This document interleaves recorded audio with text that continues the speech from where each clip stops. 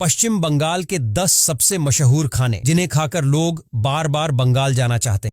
मूरी घोंटो। बंगाली खाना मछली के बिना अधूरा है और मूरी घंट इसका एक बेहतरीन उदाहरण है। यह डिश मछली के सिर से बनाई जाती है और इसमें डाले जाते हैं चावल, मसाले और थोड़ी सी सब्जियां। स्वाद में यह डिश एकदम रिच होती है और इसे खास मौकों पर बनाया जाता है। जिन लोगों को ऑथेंटिक बंगाली स्वाद चाहिए होता है उनके लिए ये डिश बहुत खास होती है।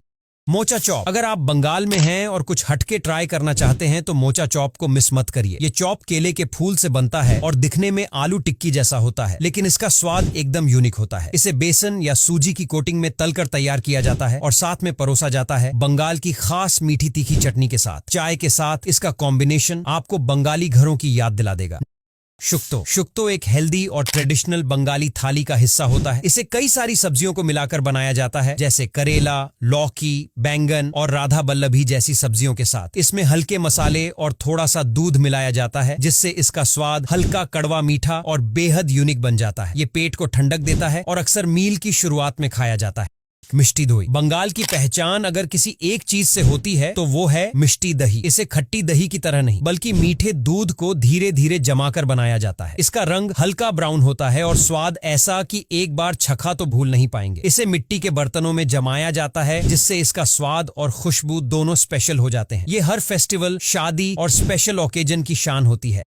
चिंगरी माछेर मलाईकारी। ये बंगाल की सबसे लग्जरी डिश में से एक है। इसमें बड़े बड़े झींगे यानी प्रॉन्स को कोकोनट मिल्क और हल्के मसालों के साथ पकाया जाता है। मलाई जैसा स्वाद, ऊपर से फ्रेग्रेंस और ग्रेवी का क्रीमी टेक्सचर इसे बेहद खास बनाता है। इसे गरम गरम भात यानी चावल के साथ परोसा जाता है। ये डिश स्पेशली फेस्टिवल या शादी जैसे फंक्शनों में बनाई जाती है।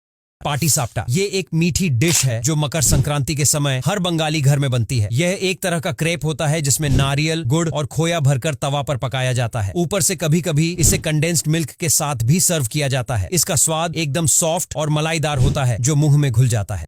चनार दलना। यह एक प्योर वेज बंगाली डिश है जो पनीर जैसे दिखने वाले चना से बनती है। इसे टमाटर, जीरा और हल्के मसालों में पकाया जाता है। खास बात यह है कि इसमें ग्रेवी का स्वाद हल्का मीठा और मसालेदार होता है। इसे गरम रोटी या भात के साथ खाया जाता है। ये बंगाली वेजिटेरियन थाली का सितारा मानी जाती है।